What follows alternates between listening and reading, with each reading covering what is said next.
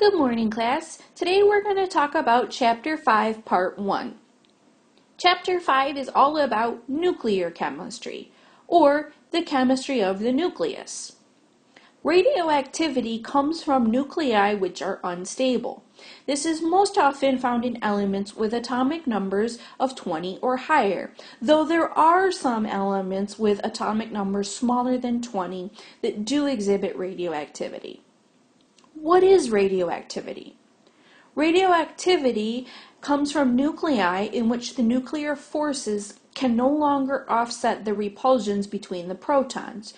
Remember that two positive charges repel each other. When the nucleus becomes too large, the repulsion between the protons overwhelms the nuclear forces and they can't be held together anymore. When an element is radioactive, it emits small particles of energy called radiation to become more stable. Radiation has multiple forms. There's alpha and beta particles, positrons, and pure energy called gamma rays.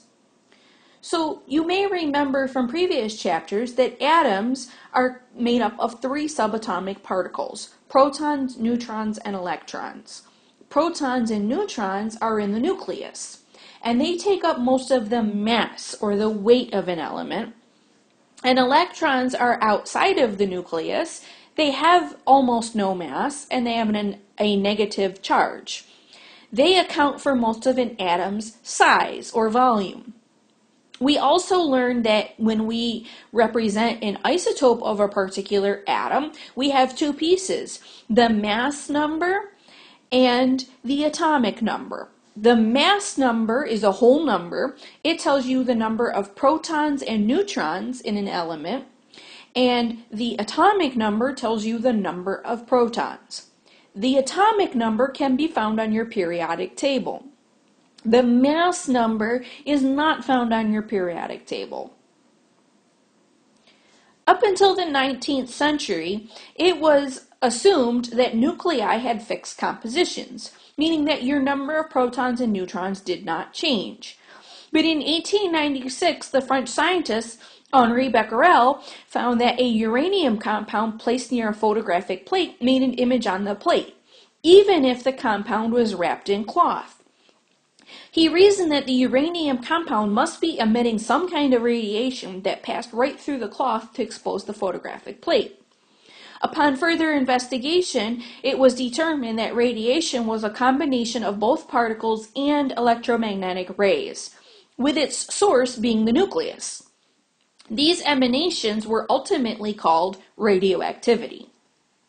A radioisotope is an isotope of an element that emits radiation. More than one isotope of an element can be radioactive. It includes the mass number in its name, which again is not found on the periodic table, and the atomic number. So the atomic symbol for iodine-131, which is a radioisotope used in the diagnosis and treatment of thyroid disorders, has a mass number of 131 and an atomic number of 53. There are four main forms of radioactive emissions. The first is called the alpha particle, which is symbolized by the Greek letter alpha, which looks like this. An alpha particle is composed of two protons and two neutrons, and is considered the same thing as a helium nucleus. In fact, we often use the symbol He for 2 to represent an alpha particle. The helium nucleus has two protons and two neutrons for a mass of 4. That is where this comes from. And the atomic number 2 from the two protons. Since we are referring only to the nucleus and there are no electrons, an alpha particle has a +2 charge. When an atom emits an alpha particle, the original atom's atomic number decreases by 2, because again, the atomic number is the number of protons, and we have lost 2 protons. So the original atom's atomic number decreases by 2. its mass number decreases by 4 because of the loss of 4 particles from the nucleus, 2 protons and 2 neutrons. So we can represent the emission of an alpha particle with a chemical equation. For example, the alpha particle emission of uranium-238 is as follows. Uranium-238 with a mass of 92 becomes 234.90, right? A loss of 4 particles from the mass and 2 from the nucleus. We said before that the number of protons is the defining characteristic of an element. So with the loss of 2 protons, we are no longer uranium. If you look at your periodic table and you look for the element with an atomic number of 90, you will see that it is thorium. So the new element formed is thorium-234.90. A thorium atom with a mass of 234 atomic mass units and 90 protons. Of course, we must also show the alpha particle leaving here. So we don't call this a chemical equation. Instead, we call it a nuclear equation. This emphasizes that the changes that we're talking about are occurring in the nucleus. So how do we know what the product is? Well, you may remember from a previous chapter that the law of conservation of matter says that matter cannot be created or destroyed. Therefore, you must have the same number of protons and neutrons on both sides of the equation. If our uranium nucleus lost 2 protons and there are 90 protons remaining, you must have 2 more released in the alpha particle. So 92 on the left, there must be 92 on the right, and we have 90 and 2 for 92. Moreover, if we lose 4 nuclear particles from the original 238, we must have 238 on the other side. 234 of them in our new element and 4 from our alpha particle. So again, both sides must be equal. Chemists often use the names of the parent isotope and daughter isotope to represent the original atom and the product, other than the alpha particle. So in the previous example, the parent isotope is the uranium. The parent isotope is the uranium. The daughter isotope, or the product, not counting the alpha particle, is the thorium. When one element changes into another, this is radioactive decay. So let's try another example. Let's write a nuclear equation that represents the radioactive decay of radon-222 by alpha particle emission and identify the daughter isotope. So we have radon, which if you look at your periodic table is Rn. We're given the mass of 222. If you look at the number of protons, you will see that its atomic number is 86. Okay? We have alpha particle emission. So we have 4, a 2, and a helium. We want to know what is the new element, or the daughter isotope. So again, radon-222 has lost 4 particles. And both sides must be equal. So 222 minus 4 is 218. The mass, however, does not tell us the element. The defining characteristic of the element is the number of protons. Radon has lost 2 protons. So 86 minus 2 is 84. So our new element has 84 protons.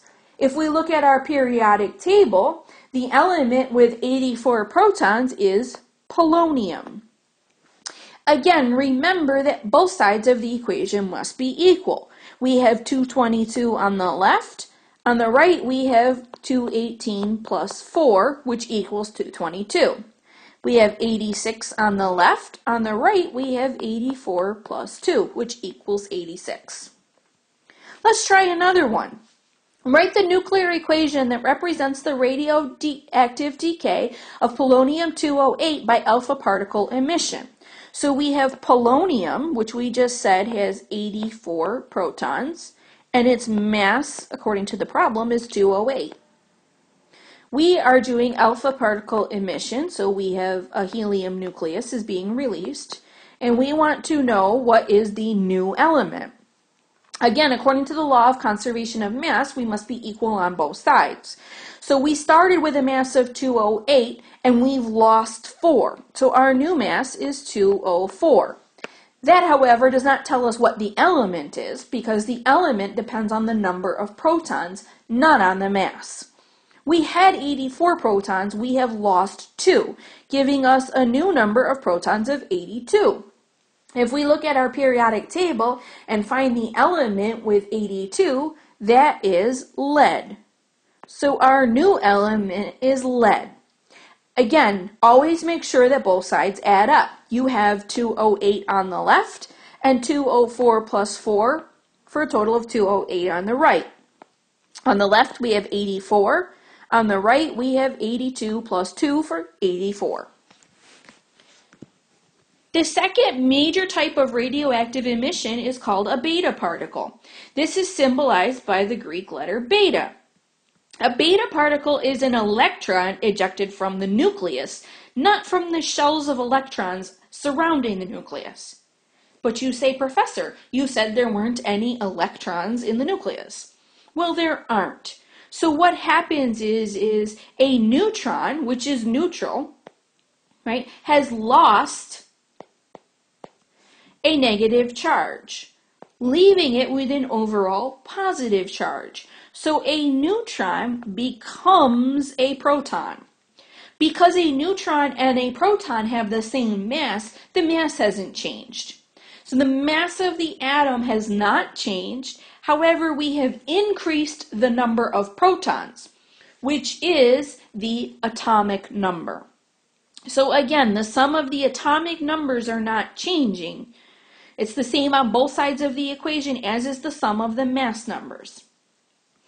So what this would look like is something like this. You have a carbon-14 with 8 neutrons and 6 protons. It is converting one neutron into a proton. So the mass is not changing. You have 14 on the left, 14 on the right. But the number of protons is increasing by 1. Since the number of protons tells us what the element is, the new element with 7 protons is nitrogen. And we represent a beta particle with a 0, a -1, and an E.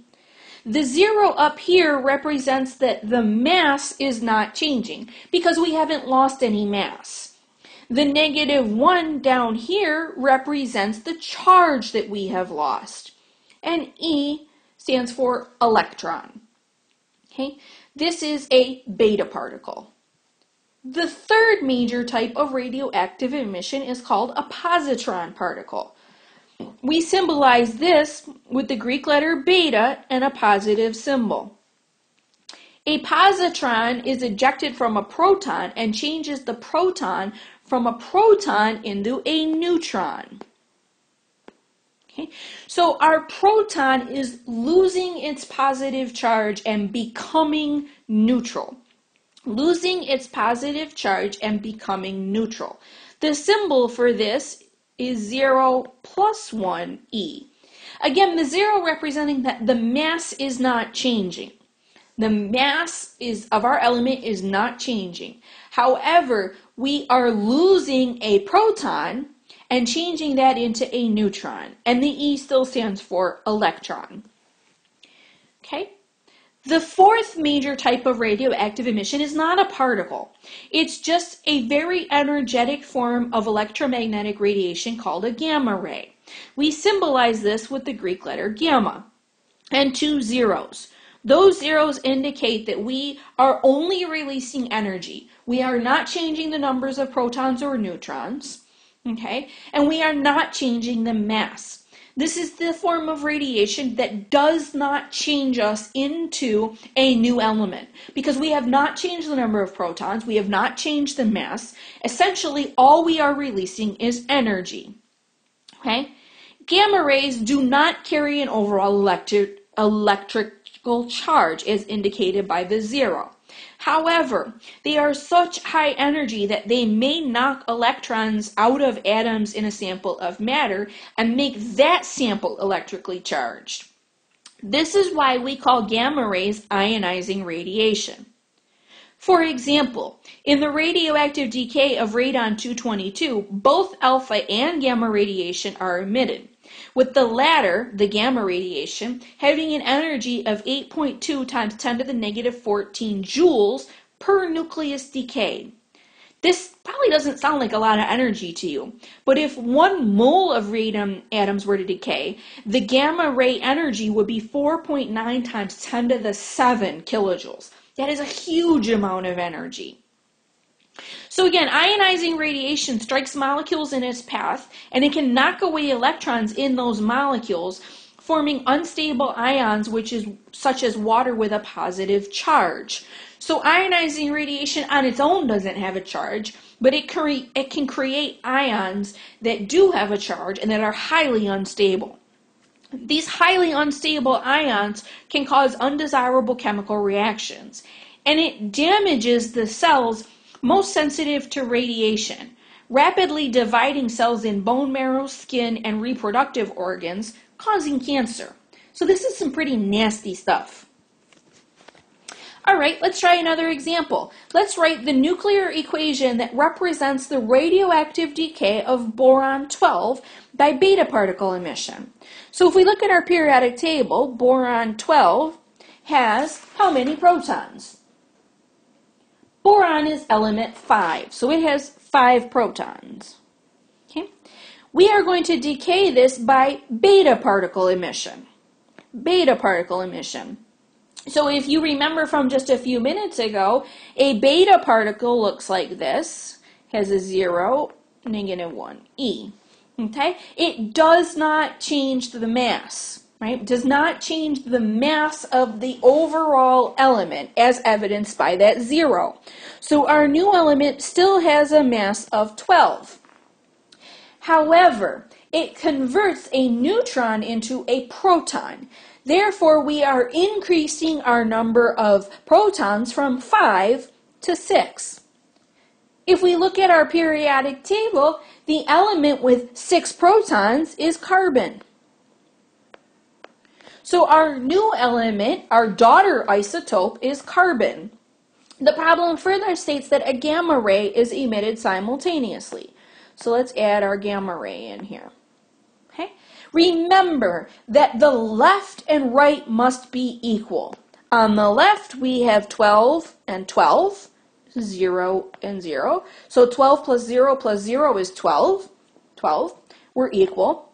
On the bottom, we have 5 on the left. On the right, we have 6 minus 1 plus 0 for 5. So our left and right are equal. Let's try another example.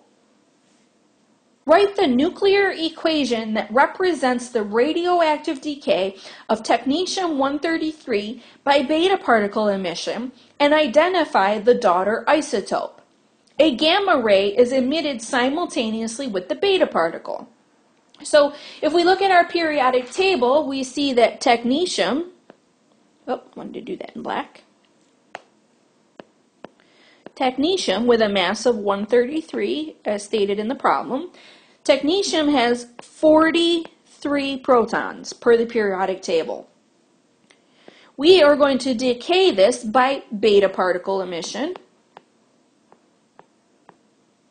and we're going to emit a gamma ray, 0, 0. Okay? So we need to know what our new element is. Again, beta particle is the conversion of a neutron into a proton. So the mass is not changing. We are still at 133. However, we are increasing our number of protons from 43 by 1 to 44. Okay? If we look at our periodic table, the element with the atomic number of 44 is ruthenium. A quick check indicates we have 133 on the left, 133 plus 0 plus 0. So we have 133 on the left, 133 on the right. We have 43 on the left. On the right, we have 44 minus 1 plus 0 for a total of 43. So we are balanced. Sometimes an atomic nucleus is so unstable that it breaks apart into smaller pieces in a radioactive process that we call spontaneous fission. Typically, the daughter isotopes produced by fission are a varied mix of products rather than just one specific isotope with an alpha and beta particle emission. Sometimes fission produces excess neutrons that will sometimes be captured by other nuclei, possibly creating additional radioactive elements. Uranium-235 undergoes spontaneous fission to a small extent. One typical reaction looks like this. We have uranium-235, Uranium has 92 protons per the periodic table. It can break apart into barium, which has 141 and 56, and krypton, 92, 36, krypton, plus 2 excess neutrons, which are represented by the symbol 1, 0, N. 1 for a mass of 1, 0 for a charge, and N for a neutron. As always, we want to make sure the left and the right are equal. There is 235 on the left. On the right, 141 plus 92 plus 2 times 1. There are 2 neutrons. Each one has a mass of 1. So that's 4, that's 5, that's 3, carry the 1, 235. 235 on the left, 235 on the right. On the left, we have 92.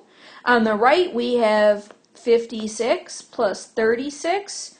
And there is a 0 here, right? So no charge. 56 plus 36, 6 and 6 is 12, carry the 1. 92. 92 on the left, 92 on the right. So we are balanced. Oh, I'm going to erase this real quick. Okay. Again, where the 1 and the 0 and the N is a neutron. Always, with any nuclear process, the sums of the atomic numbers and mass numbers must be the same on both sides of the equation. This only happens in large nuclei.